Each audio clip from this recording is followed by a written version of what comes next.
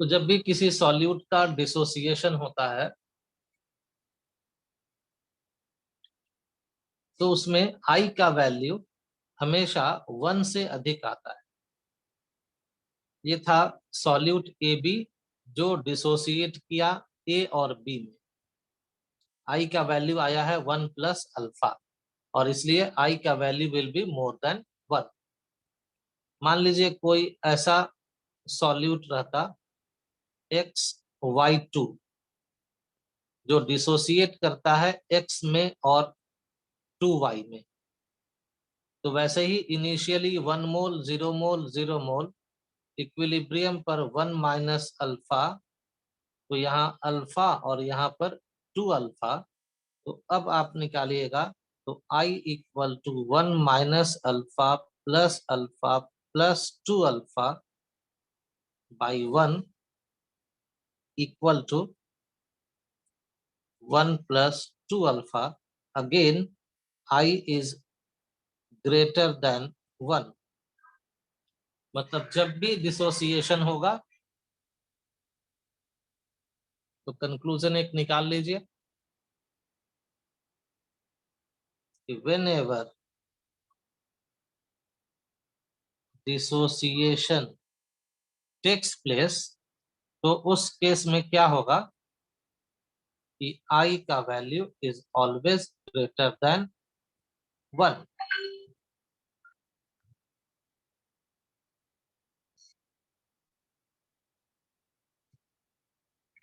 I is always greater than 1 जब भी dissociation हो जाए।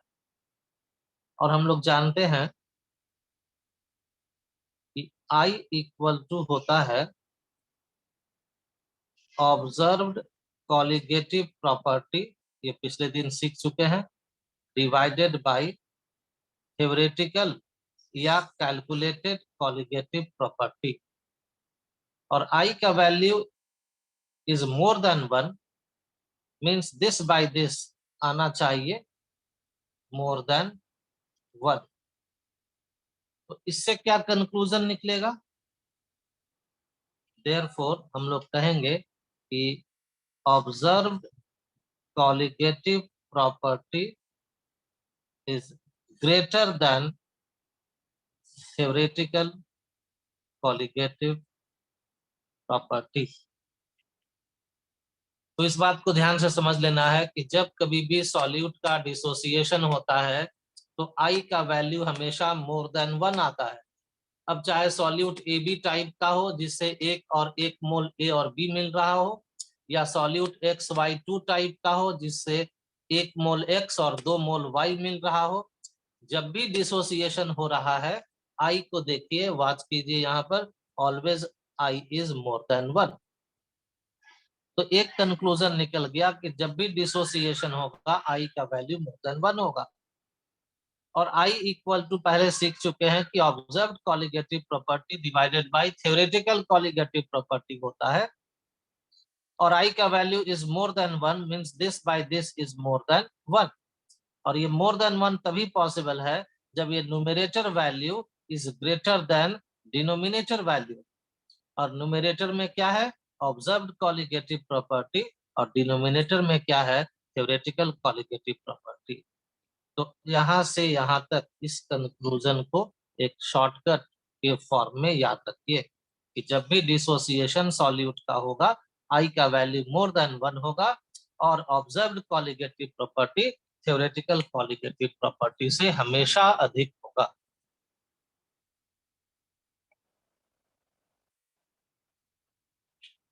जैसे कुछ मॉलिक्यूल्स डिसोसिएट करता है वैसे ही कुछ सॉल्यूट्स ऐसा है जिसका एसोसिएशन होता है सॉल्यूशन में जाने के बाद। एसोसिएशन होने का मतलब क्या है कि उसके कुछ मॉलिक्यूल्स एक दूसरे एसोसिएटेड टुगेदर एक साथ जुड़ जाते हैं। जो सिंगल मॉलिक्यूल्स है वो आपस में जुड़ जाता है और जुड़ करके बना लेता है लार्ज मॉलिक्यूल्स, जिन मॉलिक्यूल्स को कहा जाता है या डाइमर, या कभी उसको कहते हैं ट्राइमर, कभी कहते हैं टेट्रामर। तो कब डाइमर, कब ट्राइमर, कब टेट्रामर कहेंगे इसके बारे में यहाँ पर बताया हुआ। क्या बताया हुआ है तो देखो, डाई मतलब टू होता है।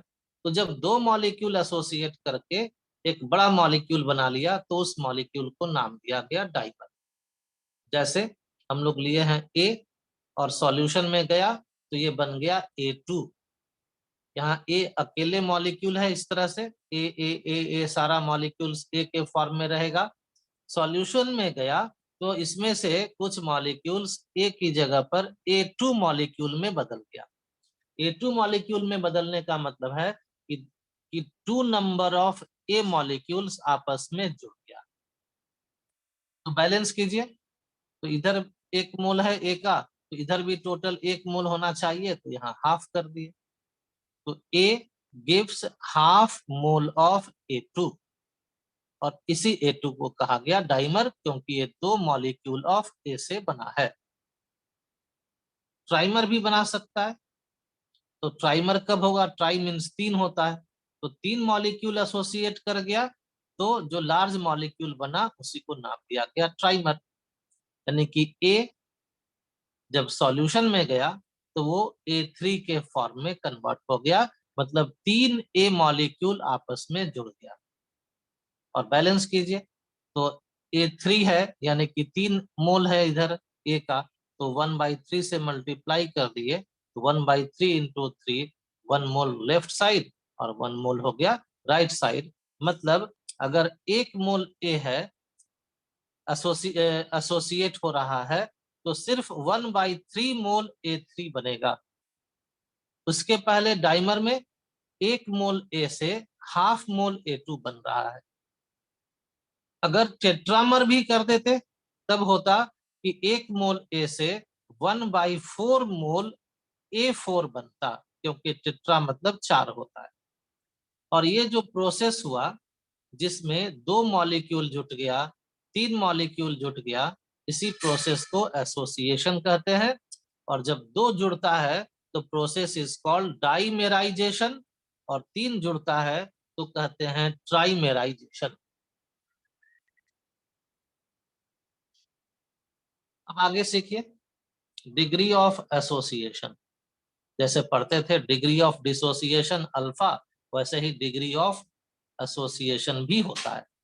और ये भी वैसे ही डिफाइन किया जाता है कि it is number of mole of solute associated out of 1 mole. Solute के 1 मोल में से जितना मोल एसोसिएट हो गया that is called degree of association.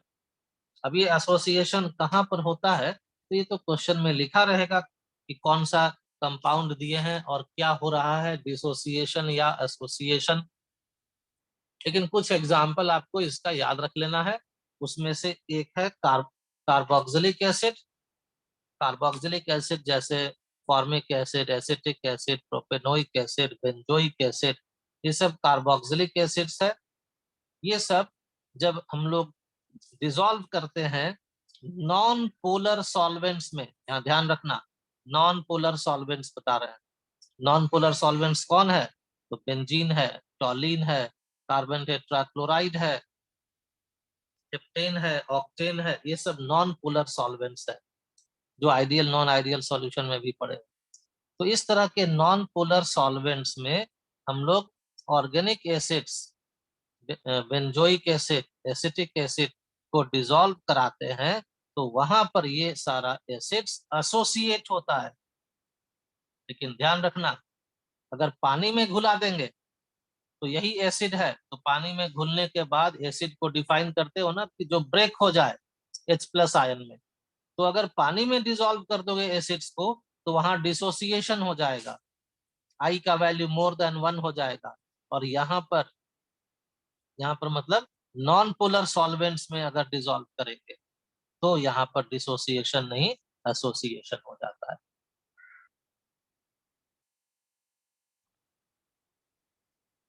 Because of difference in electronegativity, oxygen highly electronegative है, पार्शियल नेगेटिव हो गया, हाइड्रोजन पार्शियल पॉजिटिव हो गया। और यहाँ भी उसी तरह से कार्बन से बॉन्डेड ऑक्सीजन है, ये भी हो गया पार्शियल नेगेटिव। एक मॉलिक्यूल में ऐसा है, दूसरा मॉलिक्यूल में भी देखिए इसी तरह से है, OH। OH, तो hydrogen partial positive, oxygen partial negative. यहाँ भी है CO, तो ये ऑक्सीजन भी हो गया पार्शियल निगेटिव। तो ये पोलर मॉलिक्यूल होने के कारण और partial positive hydrogen partial negative oxygen के कारण हम लोग जानते हैं कि एक तरह का डाइपोल डाइपोल इंटरैक्शन बनता है इस तरह के मॉलिक्यूल्स में, जिसमें partial positive hydrogen of one molecule और पार्शियल नेगेटिव ऑक्सीजन ऑफ दूसरा मॉलिक्यूल के बीच में इंटरमॉलिक्यूलर फोर्स ऑफ अट्रैक्शन बन जाता है। और इसी इंटरमॉलिक्यूलर फोर्स ऑफ अट्रैक्शन से ये दोनों मॉलिक्यूल अब आपस में एसोसिएट हो जाता है, जुड़ जाता है। तो यही हो गया association of CH3COOH in benzene या CCl4। इसको इक्वेशन से ऐसे लिखेंगे, CH3COOH associate to form half CH3COOH का होल टू क्यों? क्योंकि देखो ना, एक मॉलिक्यूल और एक मॉलिक्यूल, दो मॉलिक्यूल जुड़ गया और दो मॉलिक्यूल जुड़ करके डाइमर बना लिया, तो उसको इस तरह से लिखा जाता है। अब यहीं पर आपको ये डिग्री ऑफ एसोसिएशन भी समझ लेना है और डिग्री ऑफ एसोसिएशन को आई के साथ रिलेट भी करना है।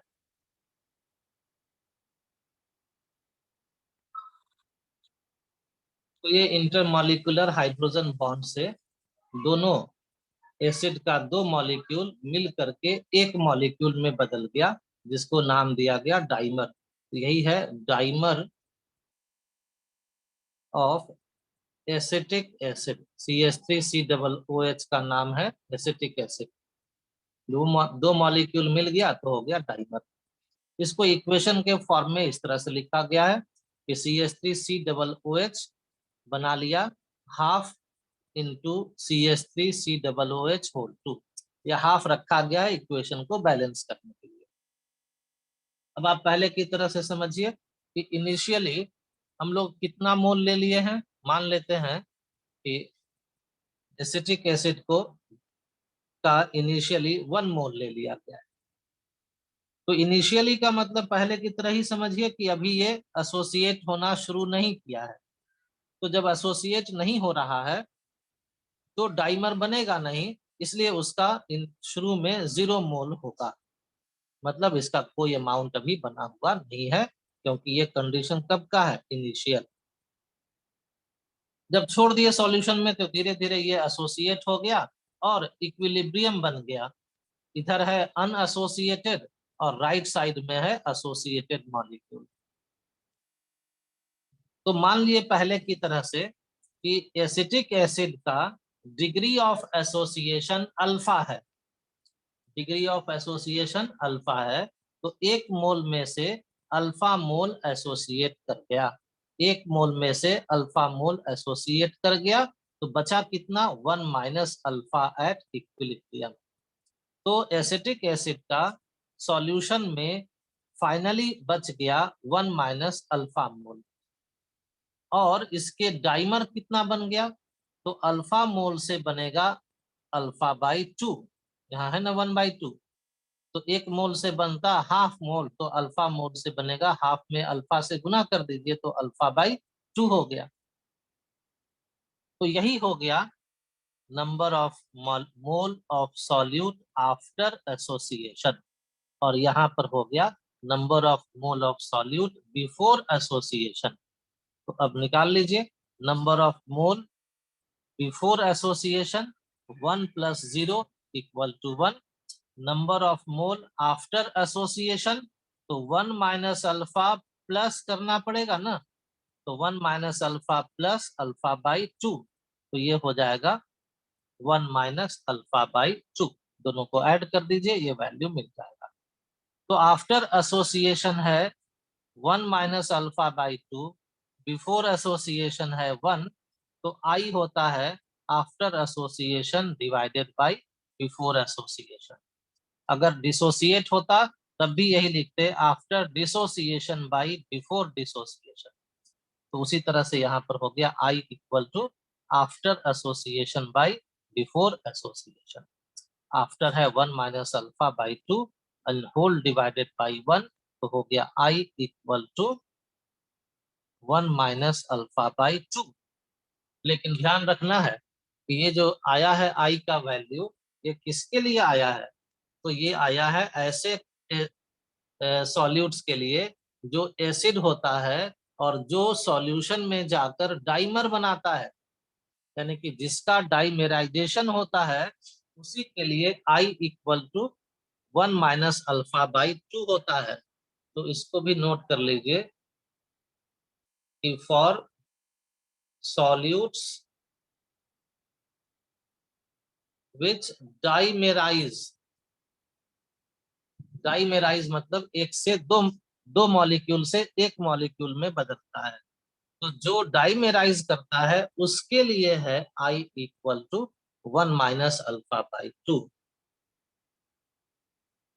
और आप चाहें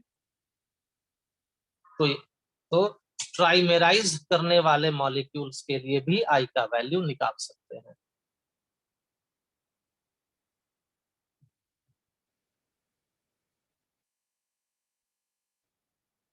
अगर ये बता दिए कि अगर ट्राइमेराइज हो रहा हो तो इस तरह से आप I और अल्फा के बीच में रिलेशन निकाल सकते हैं। और देखना, पहला में है I equal to 1 minus alpha by 2 means 1 minus something. Second में भी जहां ट्राइमेराइज हो रहा है यहाँ भी है 1 माइनस समथिंग। इसका मतलब क्या हुआ कि I का value will be less than 1 for association of solutes. तो शुरू में बताए थे कि I का वैल्यू मोर देन 1 होता है, कब? जब डिसोसिएशन होता है। लेकिन जब एसोसिएशन होता है तो I का वैल्यू लेस देन 1 हो जाता है।